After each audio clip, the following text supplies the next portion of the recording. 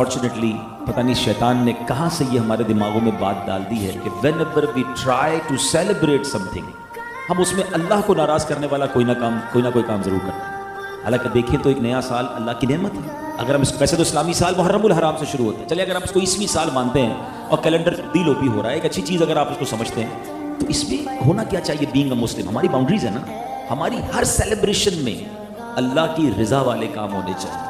मगर अनफॉर्चुनेटली पता नहीं शैतान ने क्या हम पर हमला किया है कि जब भी खुशी का मौका आता है, चाहे शादी हो, चाहे बर्थडे हो, चाहे नया घर लें, चाहे नया बिजनेस शुरू करें, चाहे नया साल आए, हम हर खुशी के मौके पर कोई ऐसा काम जरूर करते हैं जिससे अल्लाह नाराज हो जाए।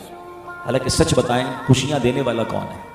मालिक है ना, हम मुसलमान हैं, हमारा तो मानना नेमत देने वाला वही है, दौलत देने वाला वो है, औलाद देने वाला वो है, और हम सब चाहते हैं हमारी खुशियां बाकी रहें, उसे नजर ना लगे। मगर शैतान ने ऐसी गेम की है कि जब भी हम मुसलमान जनाब खुशी बनाते हैं, कहीं ना कहीं कोई ऐसा काम जरूर ऐड करते हैं जिसमें अल्लाह नाराज